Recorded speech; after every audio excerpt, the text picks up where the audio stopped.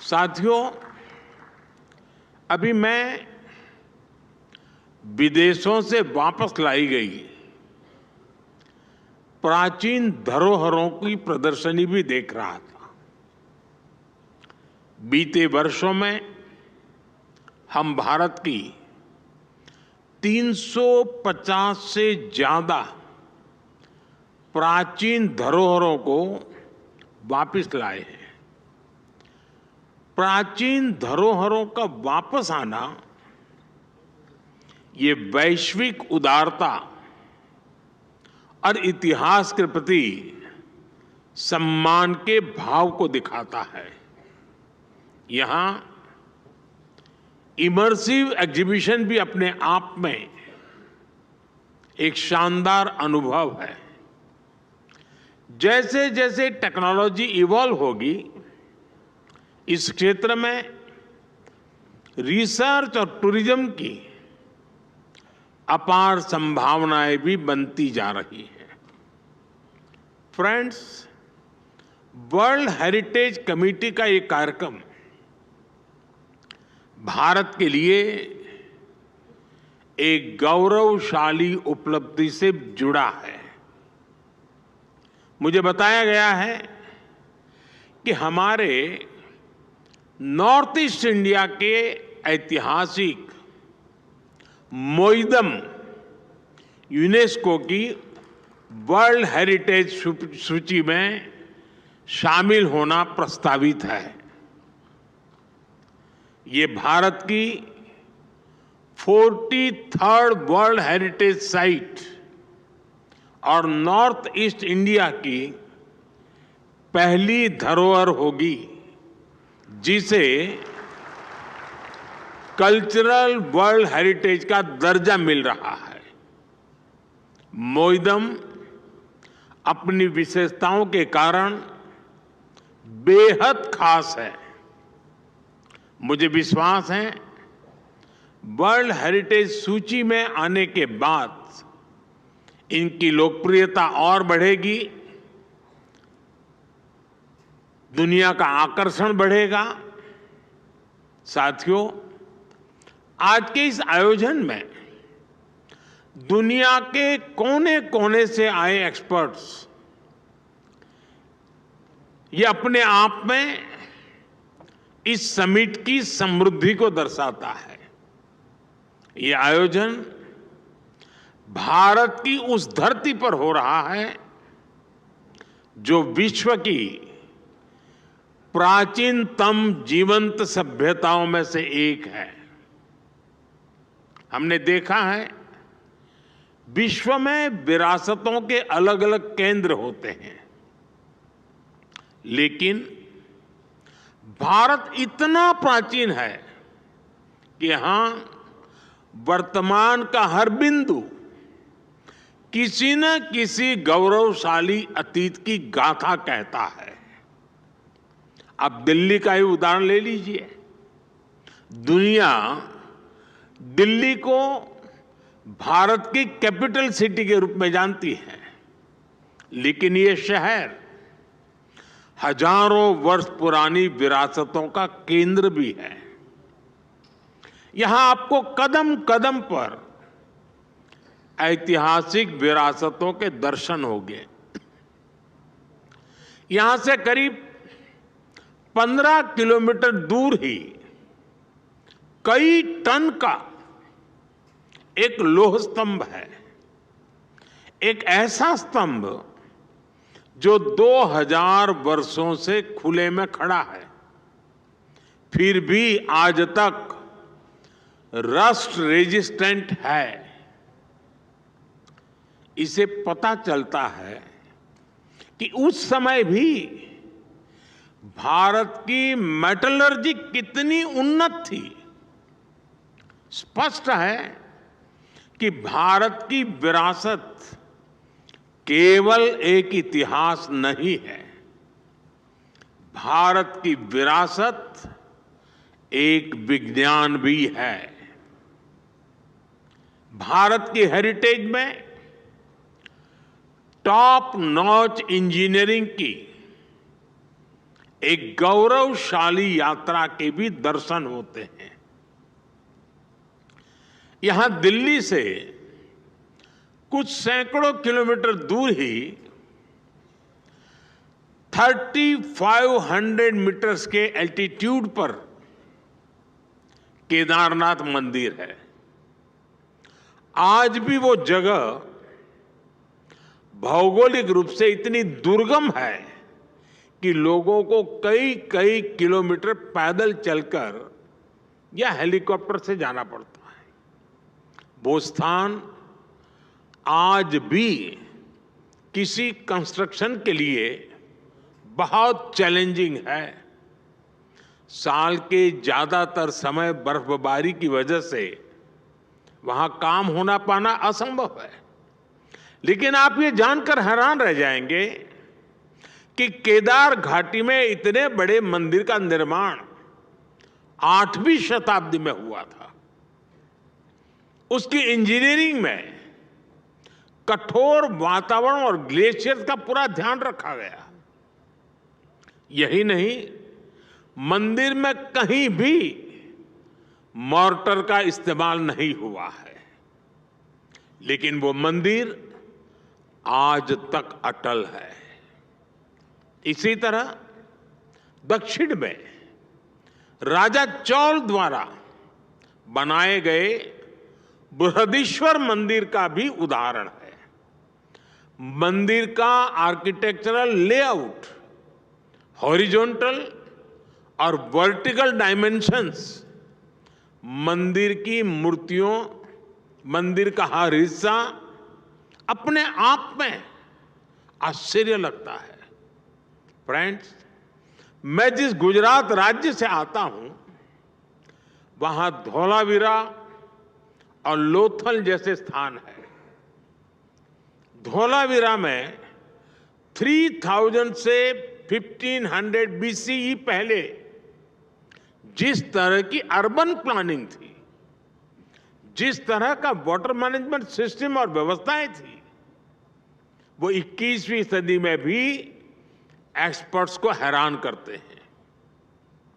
लोथल में भी दुर्ग और लोअर टाउन की प्लानिंग, स्ट्रीट और ड्रेन्स की व्यवस्था, ये उस प्राचीन सभ्यता के आधुनिक स्तर को बताता है। फ्रेंड्स, भारत का इतिहास और भारतीय सभ्यता ये सामान्य इतिहास बोध से कहीं ज्यादा प्राचीन और व्यापक है। इसलिए जैसे जैसे नए तथ्य सामने आ रहे हैं, जैसे जैसे इतिहास का वैज्ञानिक वेरिफिकेशन हो रहा है, हमें अतीत को देखने के नए दृष्टिकोण विकसित करने पड़ रहे हैं। यहां मौजूद वर्ल्ड एक्सपर्ट्स को उत्तर प्रदेश के सिनौली में मिले सबूतों के बारे में जरूर जानना चाहिए। सिनौली की फाइंडिंग्स कॉपर एज की हैं, लेकिन ये इंडस वैली सिविलाइजेशन की जगह वैदिक सिविलाइजेशन से मेल खाती है। 2018 में वहां एक 4000 साल पुराना रथ मिला है। वो हॉर्स ड्रिवन था। ये शोध, इन नए तथ्य बताते हैं कि भारत को जानने के लिए अवधारणाओं से मुक्त नई सोच की जरूरत है।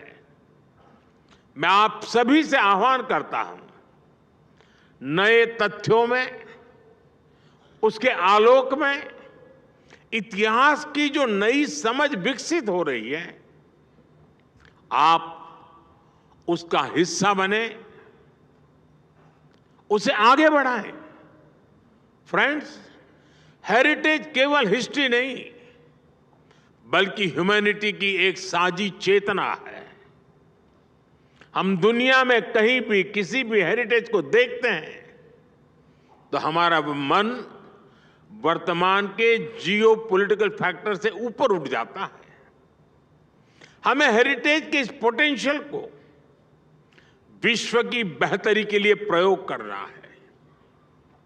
हमें अपनी विरासतों के जरिए दिलों को जोड़ना है। और आज 46th world heritage committee meeting के माध्यम से भारत का पूरे विश्व को यही आह्वान है, आइए हम सब जुड़े एक दूसरे की विरासत को आगे बढ़ाने के लिए। आइए हम सब जुड़े मानव कल्याण की भावना के विस्तार के लिए।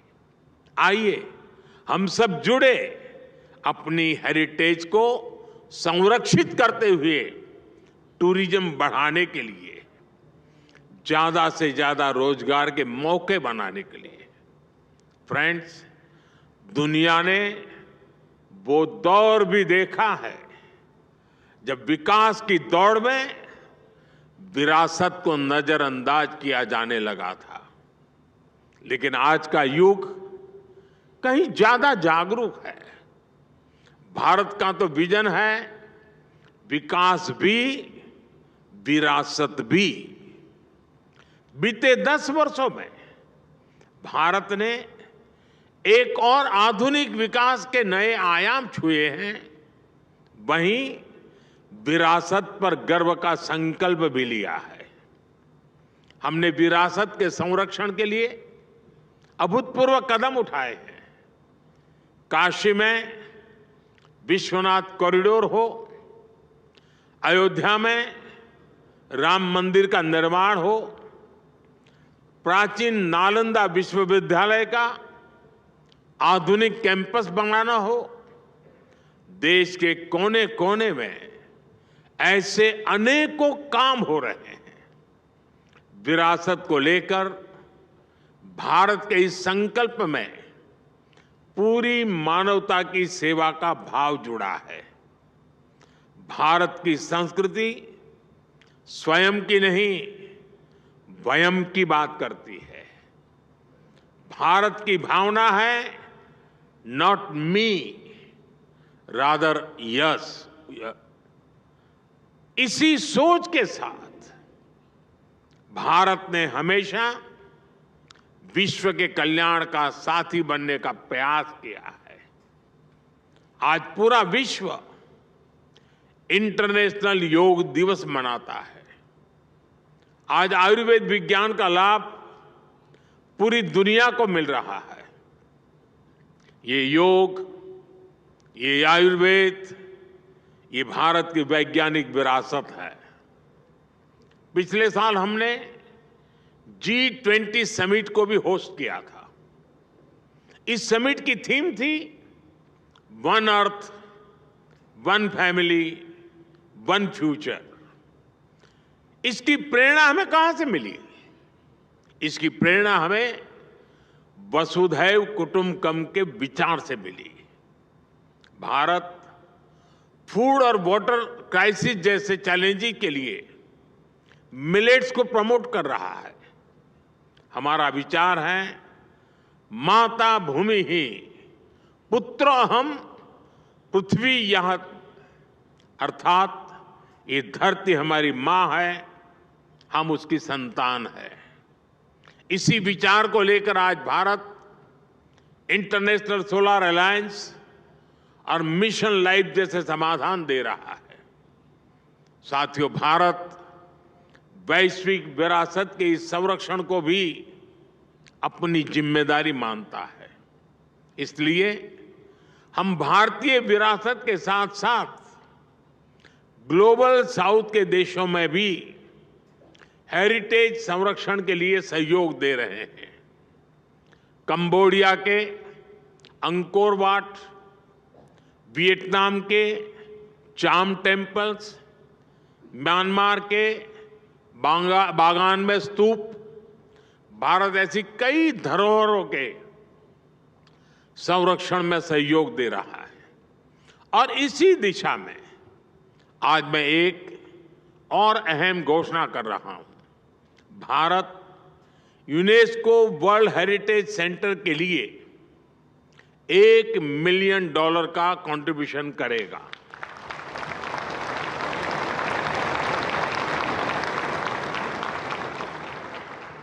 ये grant capacity building, technical assistance और वर्ल्ड हेरिटेज साइट्स के कंजर्वेशन में प्रयोग होगी। विशेष रूप से ये पैसा ग्लोबल साउथ के देशों को काम आएगा। भारत में युवा प्रोफेशनल्स के लिए वर्ल्ड हेरिटेज मैनेजमेंट में सर्टिफिकेट प्रोग्राम भी शुरू हो गया है। मुझे विश्वास है कल्चरल और क्रिएटिव इंडस्ट्री ग्लोबल ग्रोथ में बड़ा फैक्टर बनेगी। साथियों, आखिरी में मैं विदेश से आए सभी मेहमानों से एक और अनुरोध करूंगा। आप भारत को जरूर एक्सप्लोर करें। हमने आपकी सुविधा के लिए आइकॉनिक हेरिटेज साइट के लिए टूर सीरीज भी शुरू की है। मुझे विश्वास है ये अनुभव आपकी इस यात्रा को यादगार बनाएंगे। आप सभी को एक बार फिर वर्ल्ड हेरिटेज कमेटी मीटिंग के लिए अनेक अनेक शुभकामनाएं। बहुत बहुत धन्यवाद। नमस्ते।